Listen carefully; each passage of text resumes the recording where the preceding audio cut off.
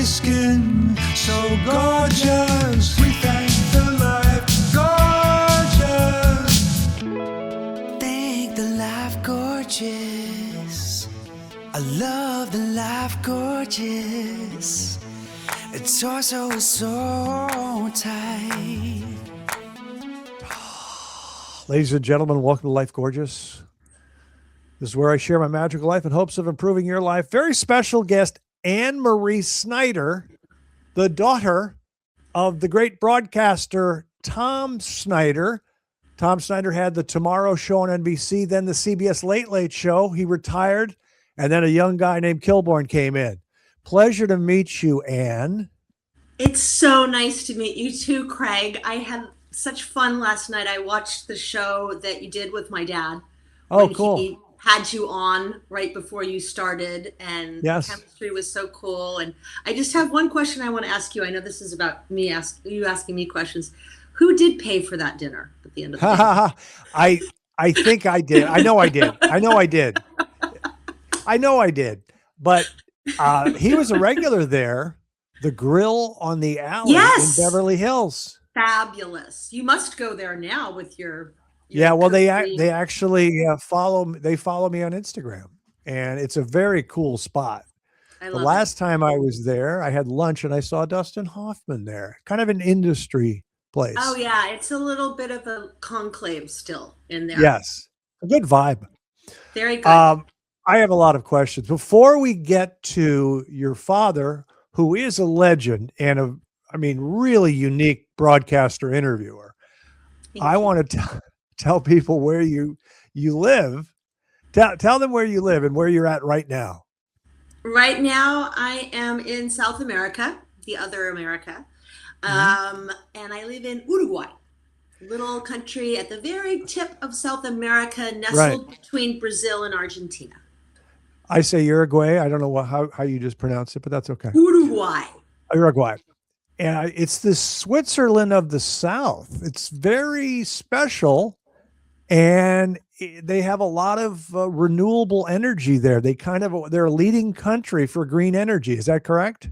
That's not only correct, but very impressive that you know that. And part of the beauty of this place is they're really all about the naturaleza, which is natural in Spanish. Like, they protect their coastline. They protect builders from infringing on natural places that have, say, lagoons and water. And we sit on the largest aquifer in the world. So that's kind of interesting too. Right. It's a beautiful country. Right now we're hosting a film festival, international film festival called the Jose Ignacio International Film Festival. And we have Willem Dafoe down here now. So it's become kind of a hip and happening spot. Yeah. You should check it out. The food's amazing. I should. The other thing that jumped out, Uruguay. I'll say Uruguay. There you go. Yeah. Nailed it. Is the incredible high quality beef. Did you know that? You probably are vegetarian, but they do have a lot of beef down there that's high quality. In this country, it's a little difficult to be a vegetarian, but you can be. They've got their gluten-free and they're vegan. But the beef is espectacular. And there is a restaurant now in Studio City. I can't remember the name, but it's Uruguayos that opened it. So you must go, and I'll remember and send you a great 411 later, because it's a great restaurant. Why did you choose Uruguay? Why Uruguay? Very good question. I came down here in 2012, about 5 years after my dad passed away, for a myriad of reasons. But the number one reason I came was to raise my son, Tom's grandson, James Snyder. And it just afforded us a life of simplicity, not unlike I had when I was growing up, like come home when the streetlights are on kind of vibe.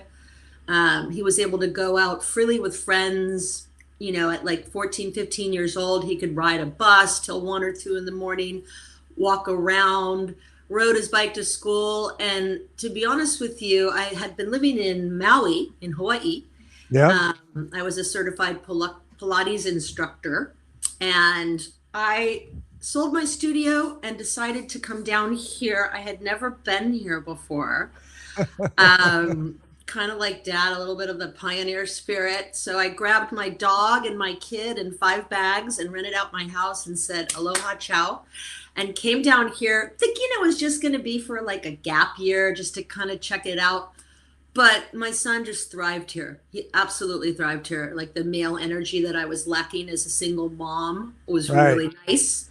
And he discovered football, which you guys call soccer. Still hard for me to say it, but soccer.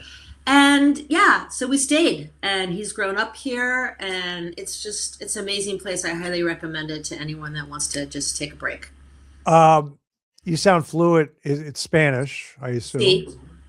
And do they speak English down there? I'm sure they do a little bit, right? Well, it's interesting.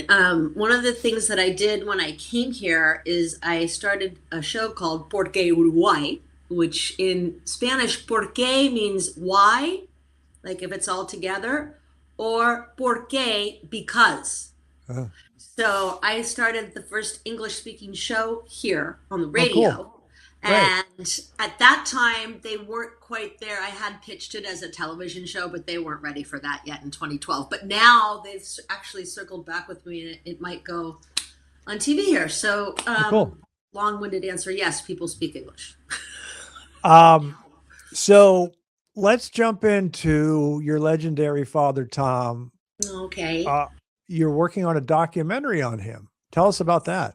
Okay. Yeah. The documentary is called Tom Who. I don't know if you can see that shirt. I can see it. There it is. These shirts are hand painted by the storyboard artist. There's only 3 in existence, but if you play your cards right, there might be 4.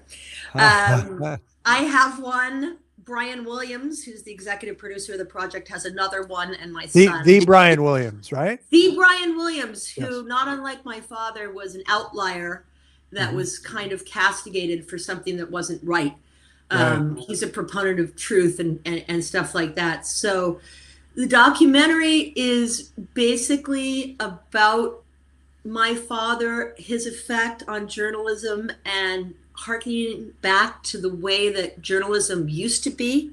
I try to stay away from the U.S. news as much as possible, but of course I do keep track of all the, as we say, locura that's going on up there. But the documentary is not a streaming product. That's something that's kind of interesting. What does that mean? It's not for Netflix. We actually had been up in California, and we had lots of offers to do it with big, huge documentary producers and Netflix. And you'll understand this because you've been in the industry long enough. They were happy to give us go away money and take charge of it and do what they thought their vision was, which was going to be a bunch of talking heads and, just the age old formula of, the 2 cameras. And so we're actually doing it ourselves, my son and I. He's a director and a screenwriter. I'm also a screenwriter.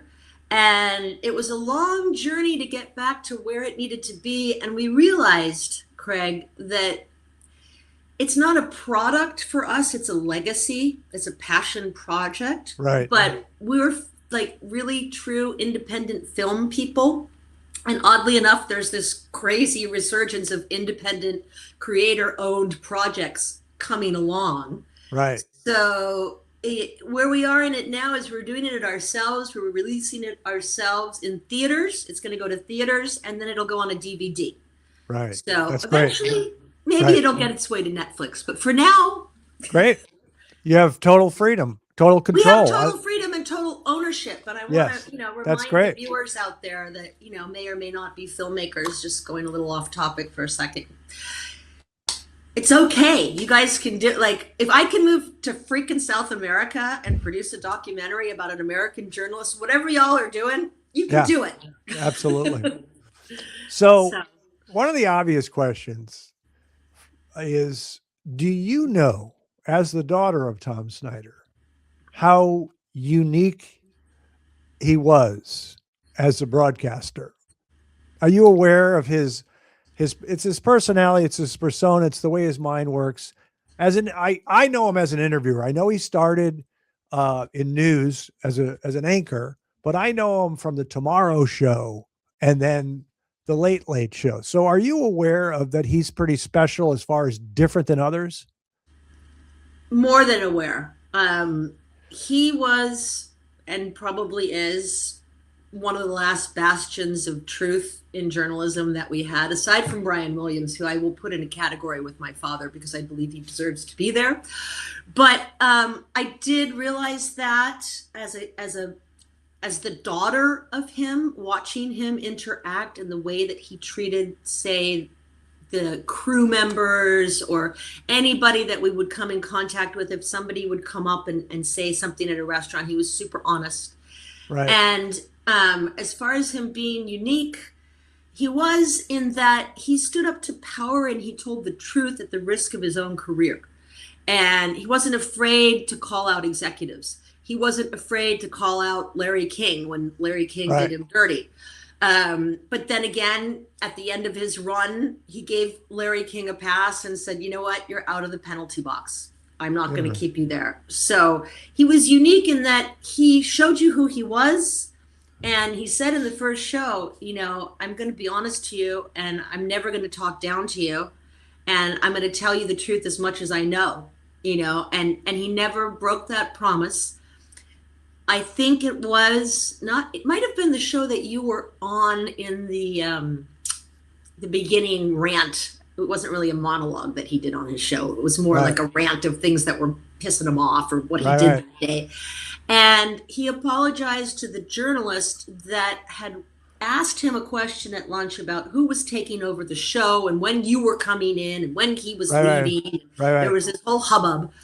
And he was betwixt and between because the network had made a deal with the Post and the Daily News wanted to run the story. Oh, okay. And he sat with the journalist and the journalist asked him and he couldn't answer because he was tied to this deal that he'd made with the network.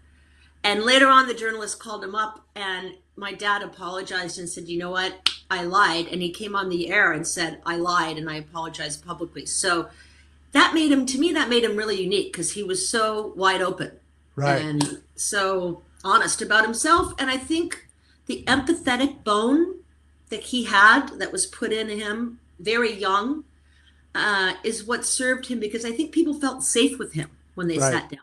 They felt like they could talk about things that they didn't maybe talk about with others.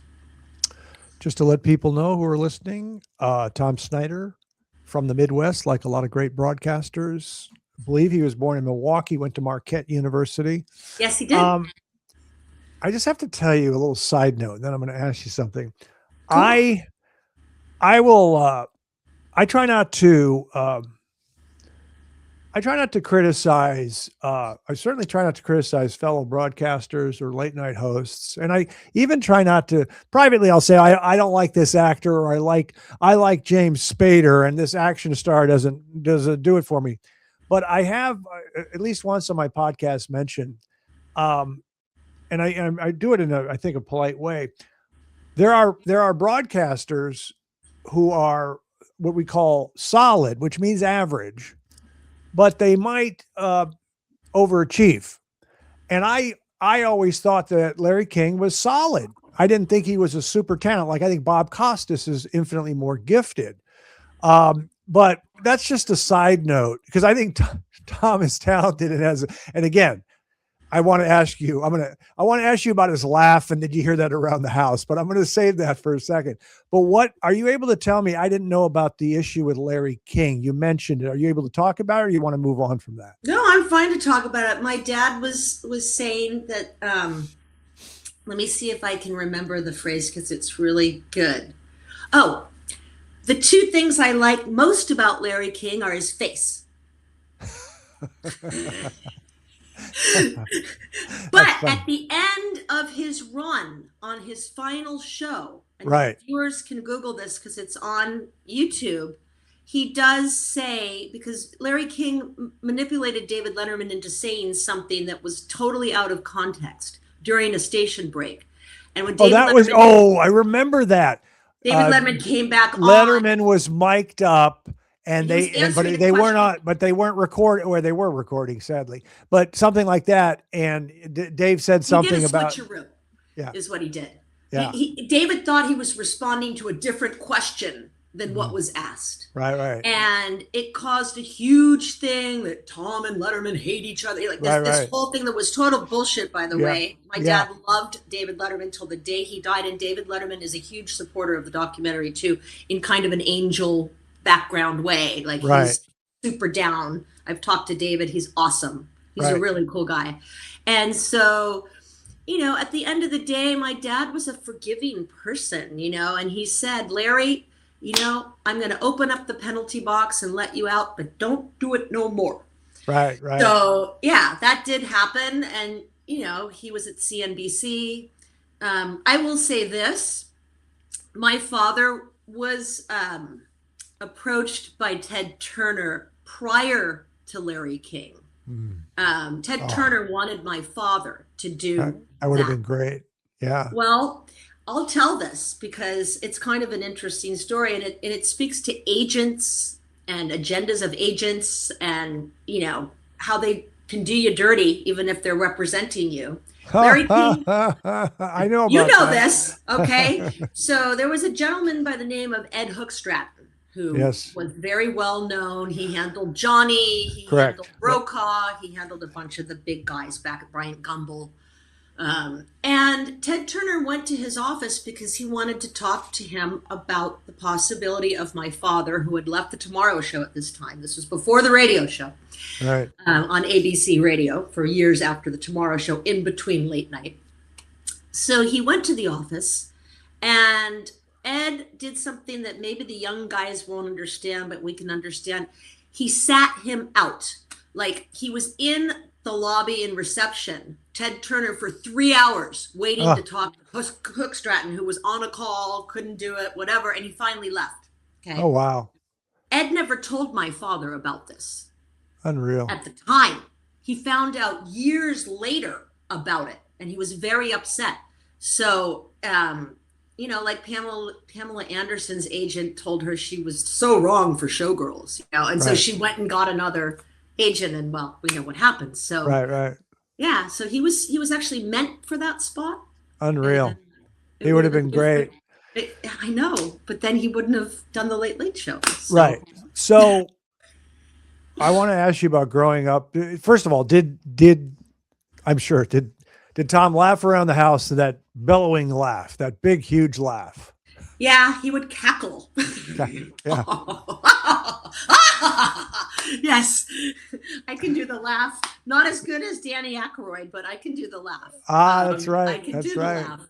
No, but he laughed. And, to be honest with you, Craig, what you saw is what you got. He did not transform into another character when he went in front of the television. In fact, he was more comfortable sitting in the chair looking at the red light than he was in a room or a table of people. Like, he was a shy guy in real life. He wasn't the big bellowy guy that you saw on TV.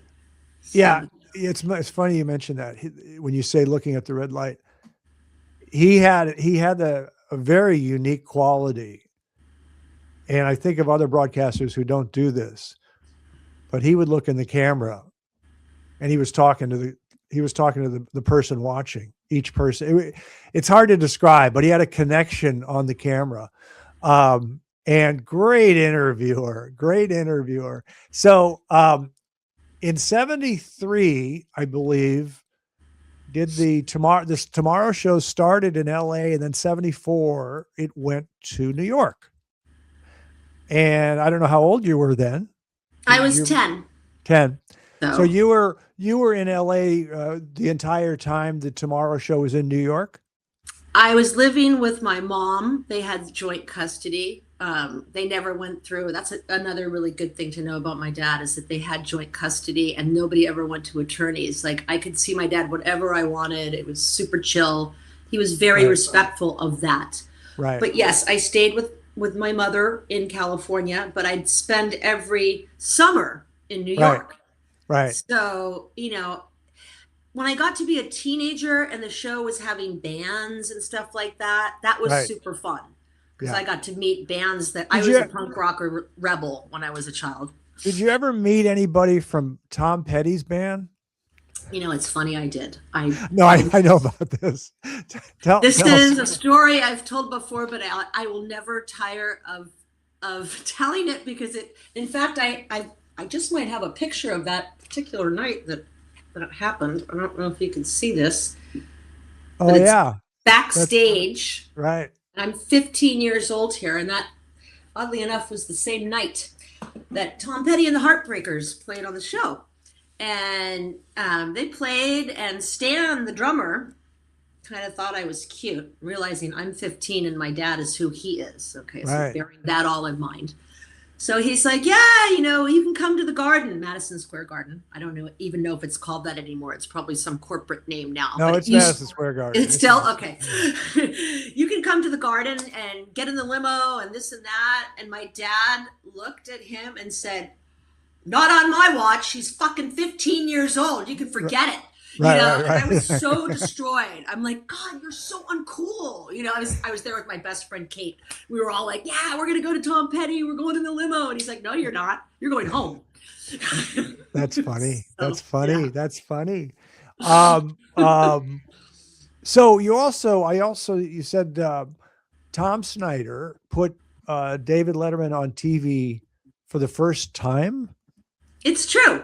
It is Oh. true. It was his first national television appearance on NBC.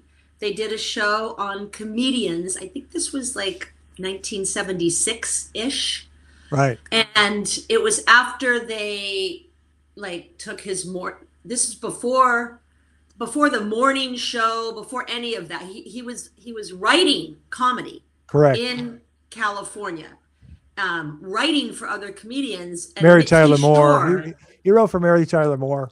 There is a video of him dancing in the back. They had some dancers, some little skit with Dave Yes, with Mary Tyler Moore. he was on Mary Tyler Moore as an actor for sure. Yeah, But, yes. But as himself, as David Letterman, being interviewed on a Right. national scale where you could actually see him and hear him talk.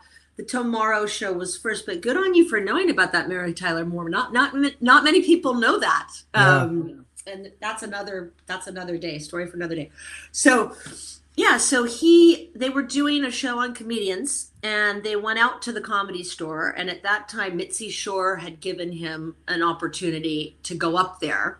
Right. And they interviewed Robin Williams, David Letterman, Billy Crystal, okay? And they chose Billy Crystal and Robin Williams to come back to New York and sit with Dad on the show, which also has Meryl Marco, which was from, what is that? Rodney Dangerfield had a nightclub in Dangerfield. Rising Star, maybe? I thought it was just called Dangerfields, but I don't know. Dangerfields, that's right. Yeah, yeah. It was either that or Catch a Rising Star. But in any event, they chose Robin Williams, but Robin Williams was super shy and could not handle he was not going to be a good guest. And David Letterman was a great guest. Right. So they chose David, and David came and sat with Dad, and that was the very first time he ever was on. Oh, that's great. That's great. So, and it was the coolest thing is that he paid it forward, because when it came time for the late show before you came, the first guy was my dad, and then you, and then it was Craig Ferguson. Who came after you? I don't remember because I didn't pay attention. No, Well, it was. I guess it was Ferguson. Those 15 years went by so quickly that. Right. It was Craig Ferguson and James Corden, and then Yes. then it was history. So you visit in New York. New York's an exciting city. Very. And you would go. So did you go to tapings very often, or did you just let him work? And you went to tapings. I went to tapings of like I said, the bands. I get to see the Clash, and I got to see who else was there. U2. Oh. Which had their very first, again, national performance on television, was on that show. So Dad was kind of cool because he did this punk rock thing. He would have, it was so late at night, he'd have all these killer bands on. Right. So that was fun. So I would go every now and again. I was forbidden to go to Saturday Night Live, which was upstairs. Tom called it the Departure Lounge for obvious reasons. So I do remember, not punk, but legendary musician. Your dad interviewed John Lennon a few times. Once.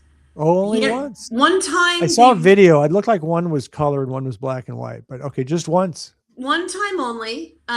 He interviewed John Lennon when he was not having anything to do with the Beatles. Okay, just because, and also just for the listeners that may or may not know who Johnny Carson was, anybody that's under 30 probably won't, but maybe some of the gente will.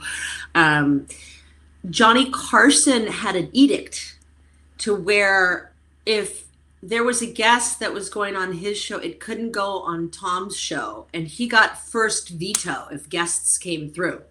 So John Lennon wasn't going on and singing songs. He was going on to have a political conversation about his lawyer and he who were trying to get John Lennon to become a citizen of the United States. He wanted to live in the U.S.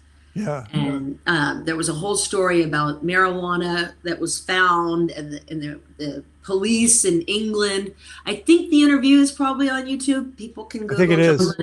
Yeah. Tom Snyder. The second half is the part that talks about deportation and stuff like that. And he interviewed John Lennon, and that interview played again. So he didn't interview him twice, but the interview played again because the night that he was assassinated was very late in the night, and Yoko Ono had remembered how kind my father had been to John Lennon. So Yoko Ono called the studio and said, listen, people are going nuts in front of the Dakota. We need to send Jack Douglas, who was working on Double Fantasy, which was his last album with Yoko Ono. Jack Douglas and Lisa Robbins, who was a well-known reporter. We need to tell people something. Will you have them on? This was the night after he was assassinated. So he replayed the interview and then interviewed those guys. I see. And that's why maybe it seemed like it was twice. And Yoko asked Tom Snyder to write something in her book, correct? Yeah, oddly enough, I just happen to have a book right here. There it is. Look at this. This is the Memories of preparation, John yeah. Lennon. I don't know if you can see that. And there he is. Yeah. And Dad is in here. I don't know if we have time to read it. It's a paragraph. It's up to you. Let's hear it. I want to hear it. We can read it. We can decide. Yeah. So Tom Snyder was asked, and he joins a lot of really cool people in this. But it was just, they asked for a memory of something that, just a little something. Some people wrote 4 pages. My dad just wrote this. John and his lawyer appeared one night for the Old Tomorrow Show at the NBC studios in New York. John was in the midst of an effort to avoid deportation from the United States, and his appearance that night was part of that effort. The only memory of the conversation was John explaining to me that part of the reason he entered the music business was to get a little extra, as he put it, a little extra attention from female fans. After the show, I thought about John's effort to stay in the United States. He did, of course. But through the years, I thought of his success to remain in this country a great irony. Had John been deported, he might still be alive today. Wow. Interesting. God rest your soul, John. Get a little extra. I remember Springsteen. I thought he said we picked up guitar in 8th grade or whatever grade he picked it up to meet girls, a basic thing.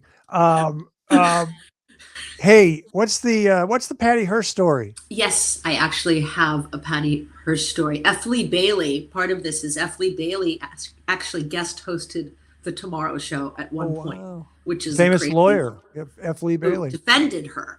So during the Tomorrow Show, this guy didn't email. They didn't have email then. Wow. Sent a letter in the mail to the Tomorrow Show. My dad had done an interview in Tennessee State Prison with another guest, Reuben Hurricane Carter, who was in there for murder. And he met a lot of the prisoners. And so one of these prisoners had gotten out, and he sent this letter to my dad saying that he knew where Patty Hearst was. And if they would send him money, he could get to her. This was while she was kidnapped. Mm-hmm. While she was kidnapped, he knew where she were. And so my dad was like, okay, we need proof of this. We need a tape. We need something that says that it's her, and that this guy that you're with, that she's supposedly with, is actually for real. So they sent a tape recorder guy or somebody to go record an interview with this apparent guy that knew where Patty Hearst was. So it came back and they analyzed it. Tapes kept getting analyzed and stuff like this. And some said yes, some said no. So somebody smart on the staff there, I don't remember who it is, or I'd give credit to them. Somebody said, take this tape and go to the mother of this young man and play the tape, because any mother is going to know their child's voice. So they did, and they played it, and it was the guy. Wow. The FBI took the tape away, and we never heard about it again. So it was really, there's more of this in the documentary. I'm just giving you a little tease. Right. But yeah, there's all kinds of crazy stuff that would happen like that. But Patty Hearst, apparently it really was the guy, and they confiscated the tape. Wow. Yeah. Crazy. Most shows end at some point. Was there a particular reason the Tomorrow Show ended? Yeah, there was. There was a particular reason, I think, that the Tomorrow Show ended. I think that, not unlike a Lennon or a Brian Williams or, a Janis Joplin per se, people that spoke out at that time that had people thinking and questioning were very dangerous to the Right. FCC. Freedom of press and free thinking, because we were on the cusp of going into the 80s, and the 70s was kind of falling in the back, and we were going into let's program mode rather Right. than let's chat. So my father, like I told you before, had a penchant for telling the truth. So about a year or so before they added Rona Barrett to the show, my dad had done an interview in Playboy magazine where he'd called out Rune Aldridge and a bunch of other executives at NBC using profanity and saying exactly what was up. And then all of a sudden it was time to bring in a band. All of a sudden it was time to bring in Rona Barrett. I feel personally that they sabotaged that show on purpose, because he was very uncomfortable when they added the band and the Right. guest host. It was supposed to just be the two sitting and talking. Right. So people say it was the ratings and stuff like this, but I feel from the research I've done on the documentary, and a lot of the people that I talked to that were there at the time feel that it was kind of like a sabotaged situation, Okay. like designed to fail situation. Right. And so he didn't fit into that. That Yeah. wasn't his vibe. Like, Right. he wasn't that guy. So I think that's why. And you also, go ahead. Do you have something else I to was add going to to that? say, yeah, conversely, at the end of the late show, my dad had a saying, you're always only as good as your last show. And he knew that young people were not vibing with that format. He knew that there was going to come a time that he'd be asked to go. So he went before that time came, Preemptive. because he didn't Yes. want to be swept off. So he's Right. like, I should probably blow this pops down, because Right. I can see. And then you came. And you said, you told me earlier, because you can tell people we did a lot of prep for this. You told me you were at the last taping of the Late Late Show. I was. Was at the that last- emotional? Was it celebratory? What was it? It was amazing. It was amazing. It was just to watch him and to see the last vignette of all the people that had been on that show, and to really understand the weight, and he loved his audience, and that was, he wasn't working for CBS or NBC or ABC. And by the way, I'll just shout out, only guy that I know that worked for all three networks during his lifetime. So that's a very cool achievement that I want to give to him.